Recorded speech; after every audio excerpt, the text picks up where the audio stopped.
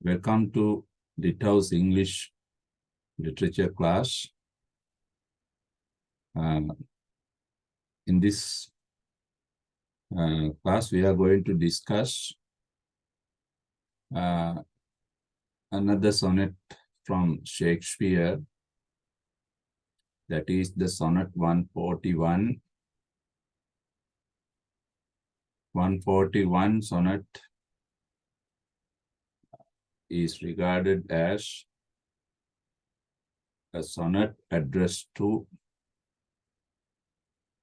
the Dark Lady.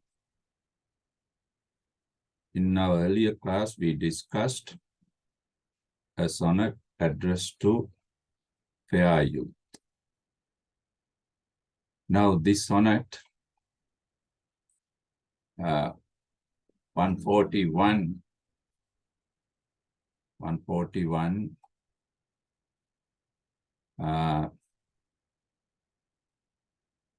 has a specific theme, that is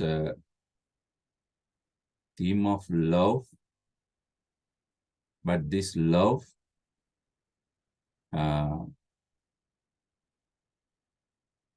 is this love is presented as some sort of a conflict between the poet's senses,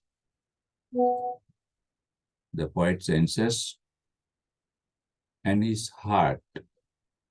There is a discrepancy or difference or mismatch, what the poet sees and what the poet feels.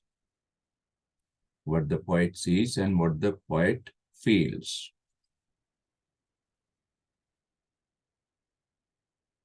Let's first read the sonnet.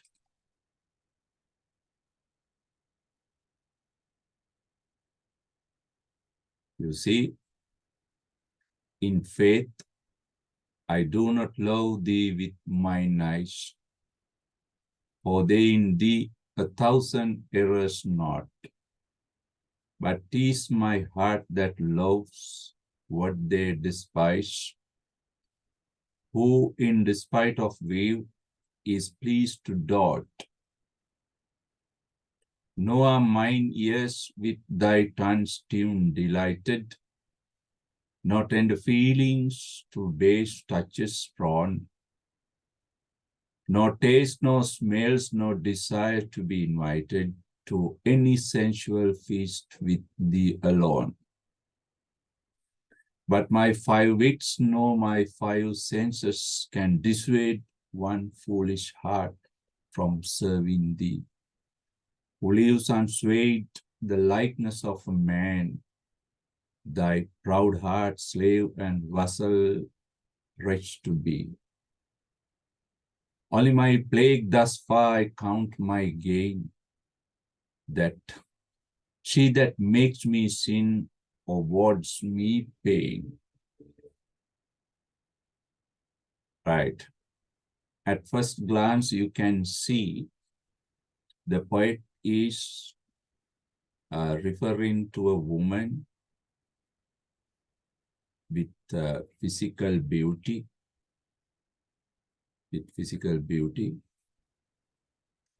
but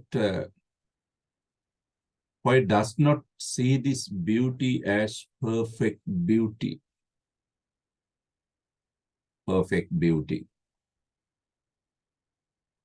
The poet is attracted to the woman's heart rather than to her physical beauty.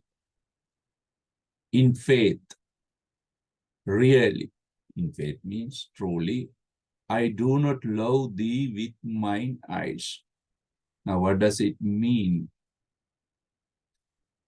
The poet mentions that she does not admire the lady's beauty, the woman's beauty with mine eyes. What is the idea? He's not much concerned about her beauty. Because for they means my eyes. My eyes. Eyes are personified as people. It's a personification. For they in thee, my eyes see in you 1,000 errors, so many errors. Errors means something wrong, something not appreciative. My eyes not means see, happens to see. So many errors, so many weaknesses. Errors means in your beauty, physical body. But it is my heart. It is my heart. Why it says, it is my heart that loves what they despise. They refer to again the eyes. My eyes despise, reject your beauty, but my heart does not reject it. My heart loves you. My heart is attracted to you. Now you can see that conflict. The conflict between the poet's senses and heart, right? Rational mind and emotional mind. The poet analyzes, happens to see this woman has beauty, but that beauty has some errors. It's not perfect beauty. Not perfect beauty. My eyes does not, or my eyes do not see that beauty. My eyes do not appreciate that beauty. But my heart, it is my heart that loves what my eyes despises, rejects, depreciates. Who, in spite of view, in despite of view, despite means in spite of view, regardless of that view or sight, my heart is pleased to dot, admire you, love you. Right. Now, the poet's 5 senses reject the lady, but the poet's heart accepts the lady. Now you can see that conflict. Then he goes on further. No, mine ears. No means not you know that. Are mine ears with thy tongue's tune delighted. Mine ears. Now even ears are personified here.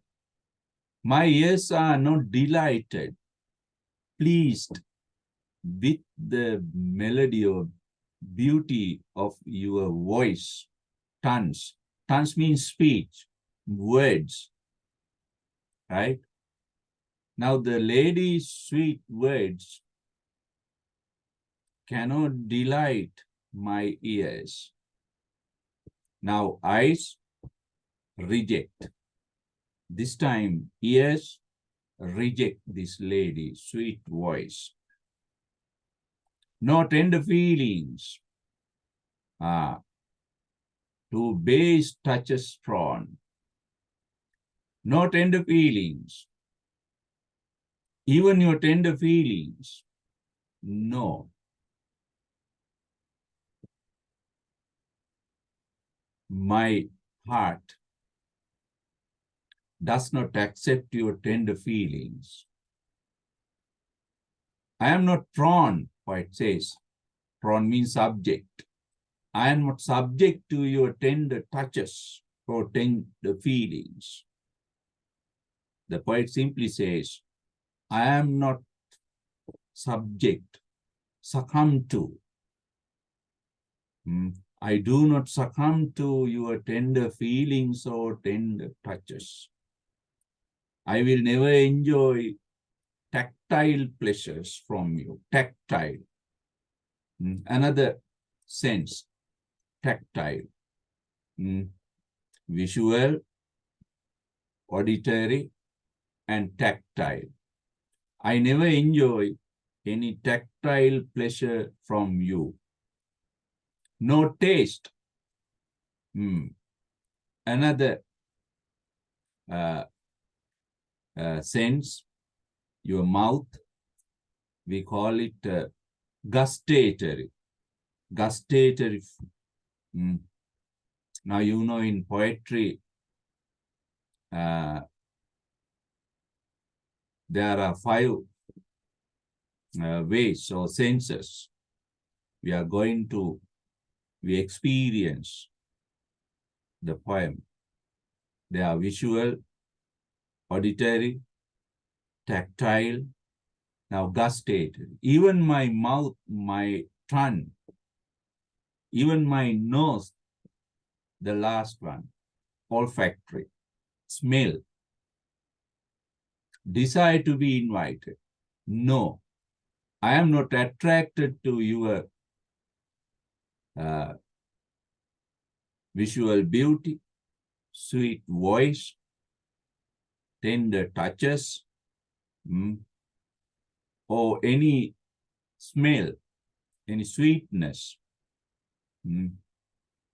that you give me, or any taste,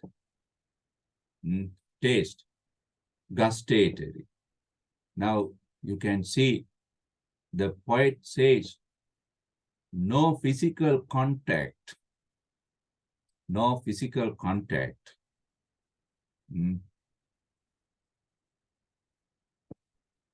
No physical contact make him deceived, make him attracted to you. I never enjoy that. Desire to be invited. I am not invited. I am not attracted to any sensual feast. What is the sensual feast? Physical contact. Some sort of sexual relationship. Some sort of sexual relationships. No, I never enjoy any sexual pleasures with thee alone. Right? Now, what is this? This is some sort of platonic love. What is platonic love? Platonic love is a love that is far from any physical relationships, any sexual relationships. Right? But my 5 wits, what are these 5 wits? Now 5 senses, we also have 5 wits. Now Shakespeare uses these wits and senses as 2 different things. But it is the same. Now 5 wits means, you can see it, common sense. Common sense, imagination, fantasy, instinct, and memory. Right? Common sense, imagination, fantasy, instinct, and memory. They all deal with human mind. Now, if these 5 wits are in perfect condition, that man or woman is common man, common woman with common sense, not mad, not out of mind. She or he feels the world, notices the world, experiences the world. Generally, in short, a man or woman with common feelings, common character, thinking, and agreeable person. But my 5 weeks, no, my 5 senses. Now 5 senses. Now you know 5 senses. Earlier also we discussed what are the 5 senses. Your eyes, mouth, ears, skin, 5 senses. Eyes, ears, mouth, skin, and nose. Now, these 5 senses help us to perceive the world, to see the world, to feel the world, to taste the world, to hear the world, to smell the world. Now, Shakespeare says, my 5 wits or my 5 senses can dissuade,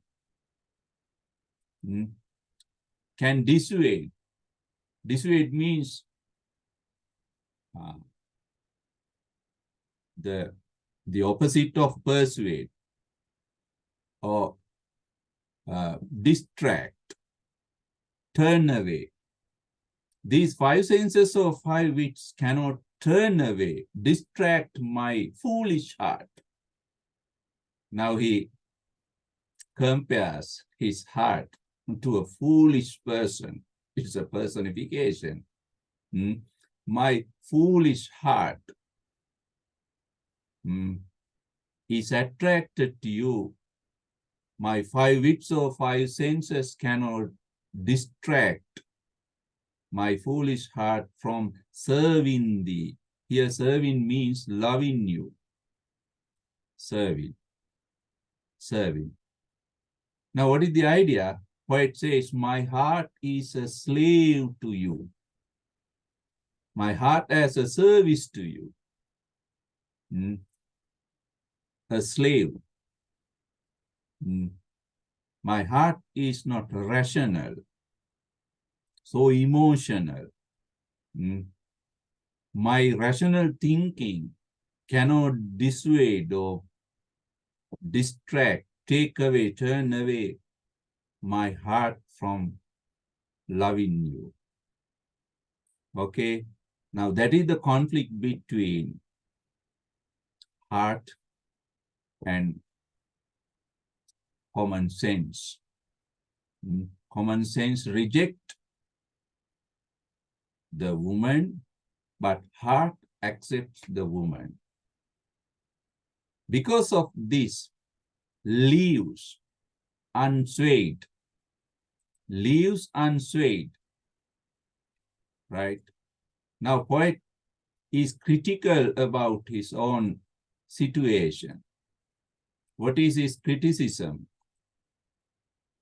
Who lives unswayed, uninfluenced, the likeness of a man. Now, the simple meaning, because of my foolish heart's love for you, I have lost the pride of manliness, pride of my manliness. I am no more a man. I am no more a strong man. I am a weak lover, helpless lover. Helpless lover, thy proud heart slave. You see, I am the slave of your heart. I am the slave of your heart and vessel. Vessel means also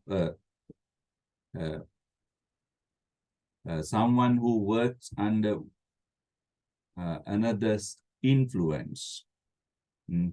Inferior person, vessel. Wretch to be, a miserable.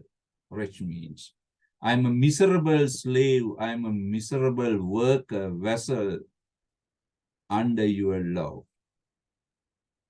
Under your love. only my plague thus far.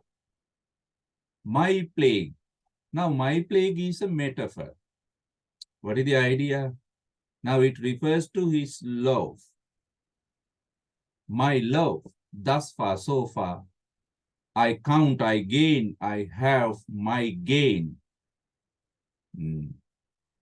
My gift, the result. What is the result of my love for you? Now he compares this love is a plague. Plague is a disease. I am suffering from this dangerous disease. That is what I gain.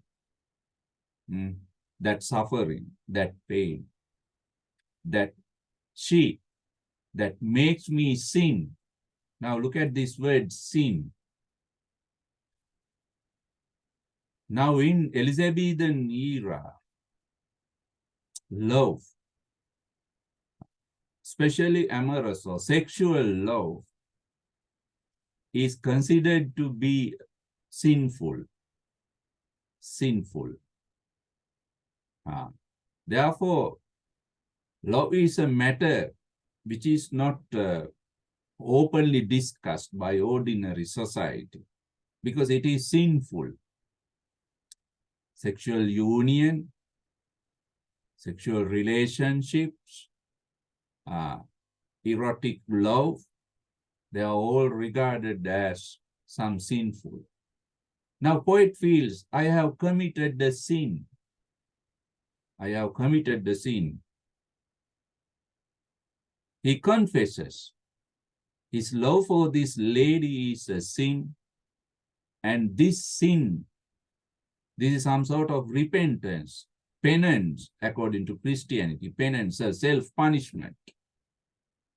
Repenting about this situation, his love for this lady, awards me pain. Now I have that pain, punishment, pain. Now poets, finally, in this couplet, he mentions the end result of this conflict between his senses and heart. Now, what is the result? Pain. The result, pain. He considered it to be a sin, and that sin offers him pain. Offers him pain. Right. Now, you can see the sonnet 141 is really based on love against beauty. Love against beauty. There is beauty, but poet mentions the superficial beauty and attraction may have so many errors. Actually, this poet or Shakespeare may refer to a woman who is not morally good, somebody who is immoral. We do not know somebody who is immoral, not a standard, a woman with standard qualities of that time. But still he loves this woman. His senses, his wits tell him, warn him, she is not good to be a lover, but poet's heart goes against that rational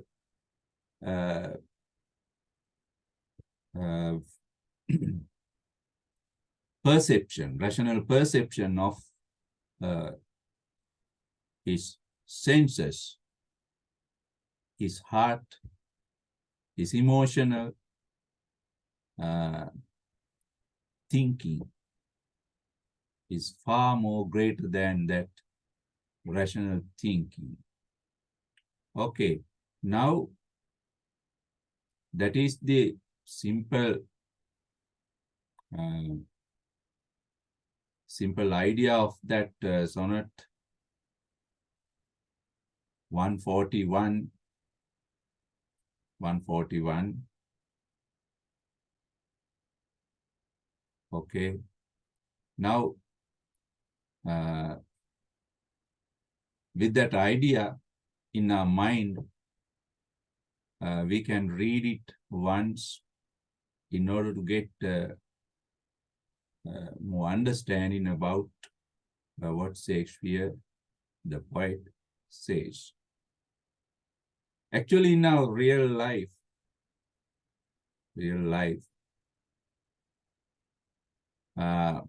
have similar situations. There are people who love women not for their beauty. Their beauty is not concerned, but for their inner beauties. Now, you know, a person may have two types of beauties, external beauty and internal beauty. Now, internal beauty means some sort of qualities, good, admirable qualities, things like that.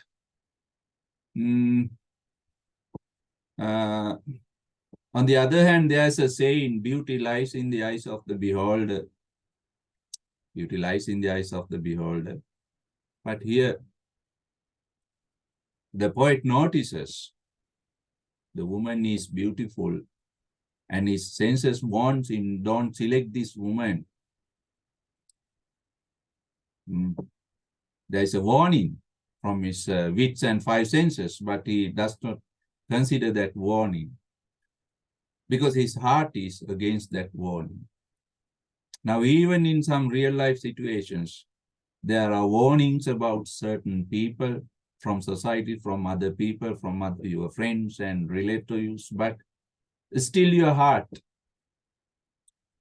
does not listen to those warnings. Still your heart. Okay. Now, that is what happens here. By reading it again and again, you can understand what Shakespeare says in Sonnet 141. I think you may have enjoyed it. Read it several times. Then you will see some other subtle aspect of this sonnet.